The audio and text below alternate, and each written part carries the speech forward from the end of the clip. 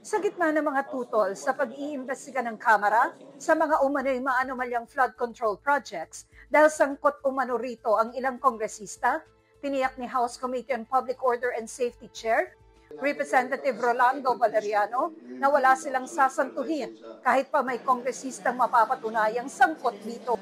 We will recommend for filing of charges against them. Wala pong sasantuhin ng Kongreso, whether member niya o hindi niya member, basta nagkamali ka.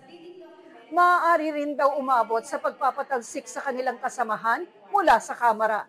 Nagtanggal na ho kami minsan ng isang kasama namin congressman. So, I don't see any reason kung talagang dapat matanggal ba, why not?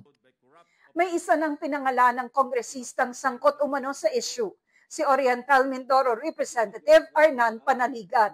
Tinukoy siya ni Senador Panfilo Lacson sa kanyang privilege speech dahil sa ilang maanomalya umanong proyekto sa kanyang distrito.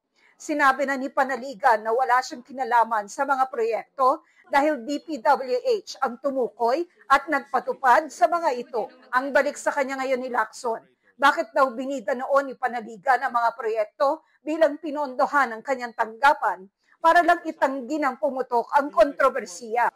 Lahat naman tayo mga nasa gobyerno, pag merong proyekto ang national sa distrito mo, sinasama natin sa accomplishment report natin, ano? Pero hindi ibig sabihin tayong proponent.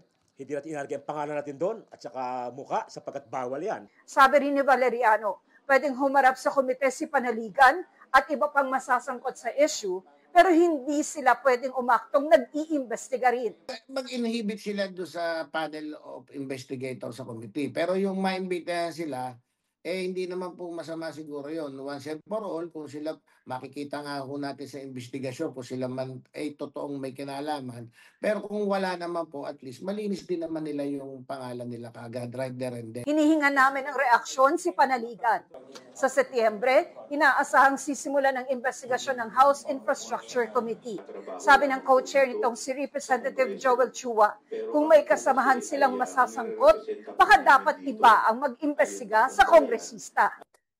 Kung may malilink o may madadawit, no, na mga kasama namin, siguro mas maganda kung mag-recuse kami. Pero para kay House Minority Leader Representative Antonio Tino, hindi dapat pigilan ang investigasyon ng Kamara. Publiko in the end ang husga kung talaga bang maayos at mahusay na ginagawa ang trabaho nito. Wala namang nagsasabi na dapat itigil ng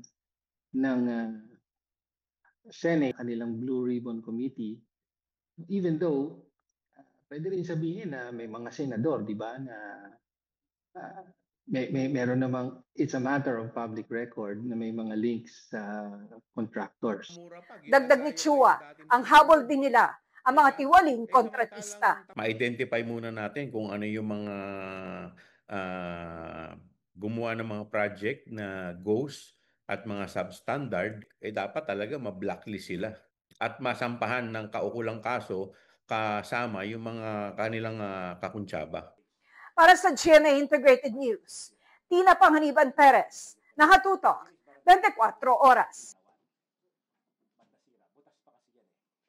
So, pag may mga impeachment, pupuntahan ka na rin. Sir, how's that?